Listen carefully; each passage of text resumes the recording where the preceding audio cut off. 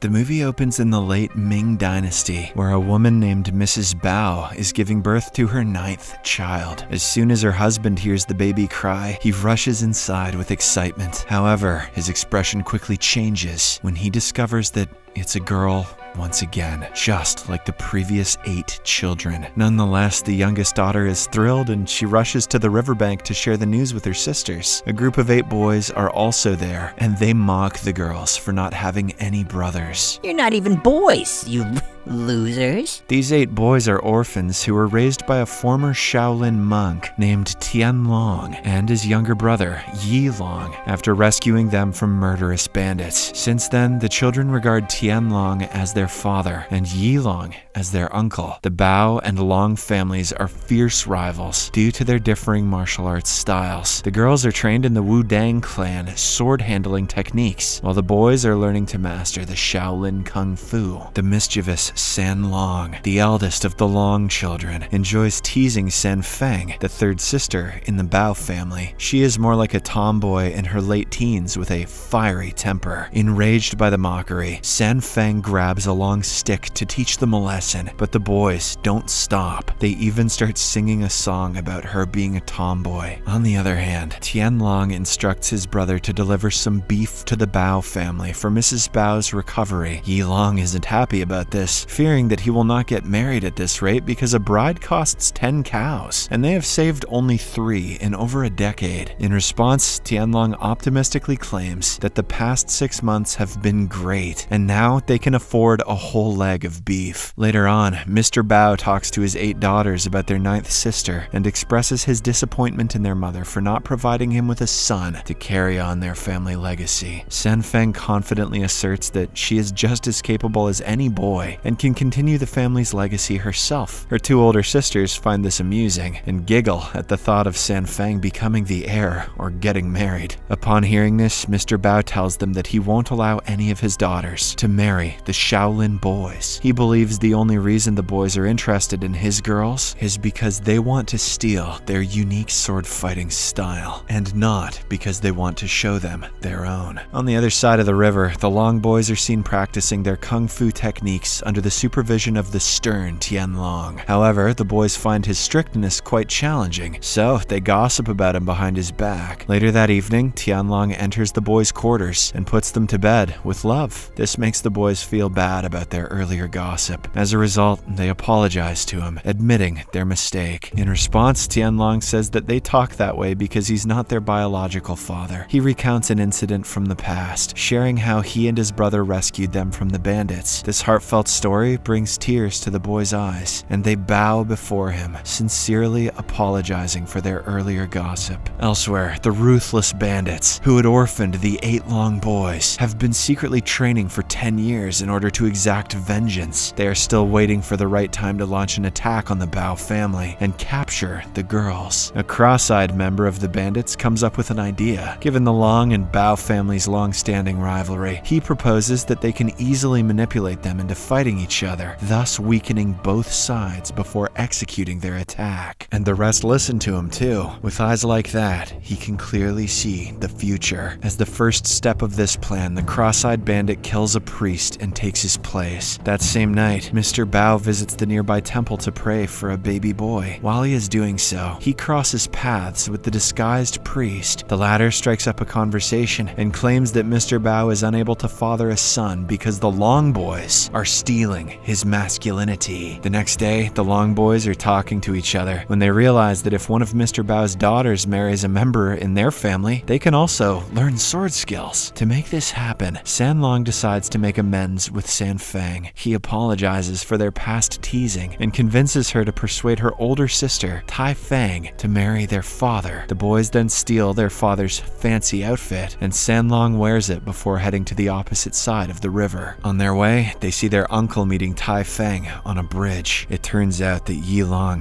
has a crush on her, which is why he is determined to save the cows. Their meeting is soon disrupted by San Feng's arrival, urging her sister to return home. Yi Long tries to stop her, but San Feng has a sword with her, and she points at the sign that says no Shaolin shall pass this point. Helpless, Yi Long returns back, and soon after, San Long approaches San Feng to offer his apologies. When she remains uninterested, he jumps into the forbidden area, making her even more furious. She then pulls out her sword and starts attacking him. Seeing this, San Long also abandons their original plan and engages in a battle. Eventually, San Feng falls into the water, leaving her sisters in distress because she cannot swim. When San Long realizes this, he quickly dives into the water and takes her out. However, she is still unconscious, so everyone urges him to blow some air in her mouth. San Long obliges without thinking twice, and as soon as he does so, San Feng wakes up and runs away. Later that evening, the boys are impressed by San Feng's sword-handling skills, and they wonder how powerful they can become if the two skills are combined. The next day, San Long approaches San Feng holding a white flag, saying that he's not there to fight, but to apologize to her. He then suggests that they can teach each other their skills, which could be beneficial to both of them. San Feng agrees to watch the demo, after which San Long starts showing some of his moves. However, when it's time for San Feng to demonstrate her skills, she declines and walks away. Despite this, San Long considers it a victory because he believes that she's taken an interest in their kung fu. His assumption turns out to be correct, as San Feng is later seen practicing kung fu moves on her own. Meanwhile, at home, Mr. Bao tries to persuade his wife to have one more child. 10th time's the charm, baby. Come on now. When he keeps insisting, Mrs. Bao agrees on one condition. He will allow one of their daughters to get married to the Long family, despite insufficient bride price. The scene then fast forwards 9 months, and the Bao family welcomes their 10th child. Finally, it is a boy, and Mr. Bao is over the moon. Oh man, he's got a penis and everything. Later, he hosts a grand party, and even invites the Long boys. Amidst the joyful celebration, Mrs. Bao asks Yi Long to visit their place later, with only 4 cows as a dowry. She actually wants him to marry one of her daughters. The next day, Tian Long, Yi Long, and San Long head to the Bao's residence with their cows. On their way, they see a man named Mr. Mao and his son, who are also en route with 10 cows. Upon arriving at the Bao household, the Long family offers 4 cows in exchange for Mr. Bao's second daughter, Tai Feng. Mr. Bao is furious and declines to accept such a low price, but Mrs. Bao reminds him of their deal. A short while later, Mr. Mao arrives and offers 10 fat cows for marriage. With a big smile on his face, Mr. Bao agrees to give Tai Feng to him, but Mr. Mao's son actually wants San Feng. This shocks the girl, but she knows that she can't go against her father's wishes. Hence, she agrees to the marriage, on the condition that the guy must defeat her in a duel. Soon, the fight begins, and everyone expects the guy to emerge victorious. However, to their shock, San Feng overpowers him in no time. This effectively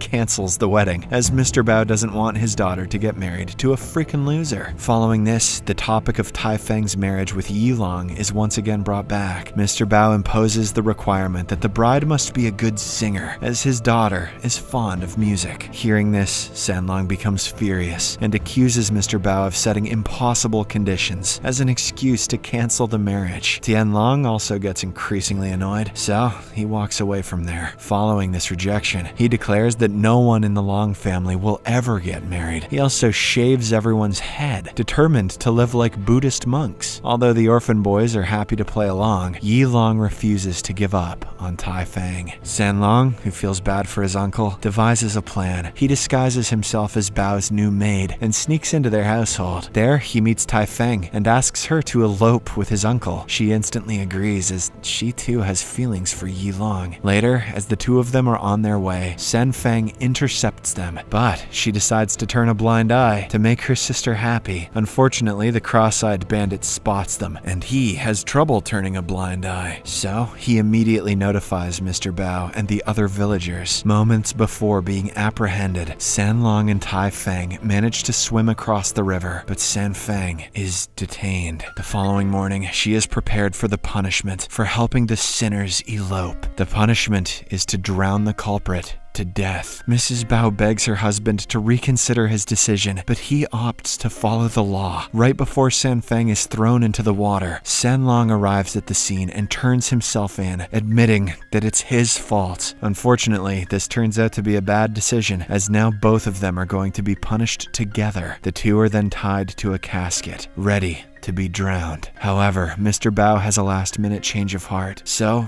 he pulls the casket up. Much to his shock, the casket is empty. It turns out San Long has saved San Feng and taken her to a hidden cave. In the aftermath, San Long prepares food and brings it to San Feng. She expresses her gratitude for saving her life, and the two finally resolve their long-time gaps. As their conversation unfolds, San Feng agrees to teach him some sword-handling techniques. Yeah, she does.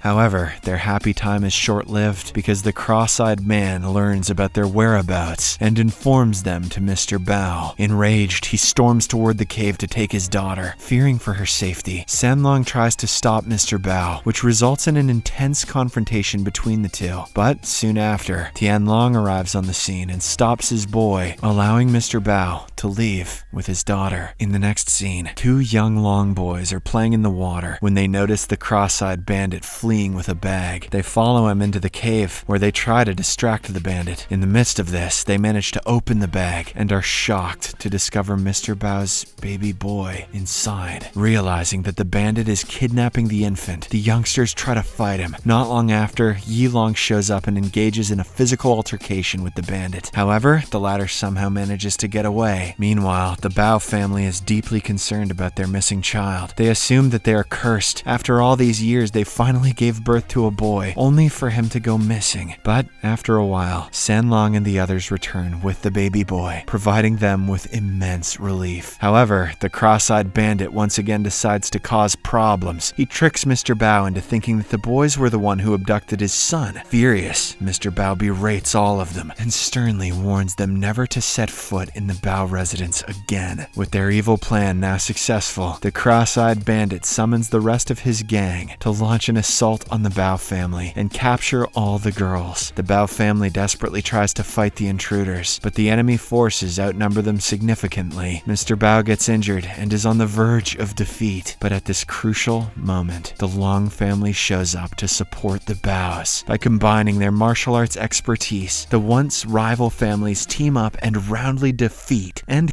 kill all the remaining bandits. In the final scene, we see that the two rival families have finally reconciled, and the movie ends with Yi Long marrying Tai Feng.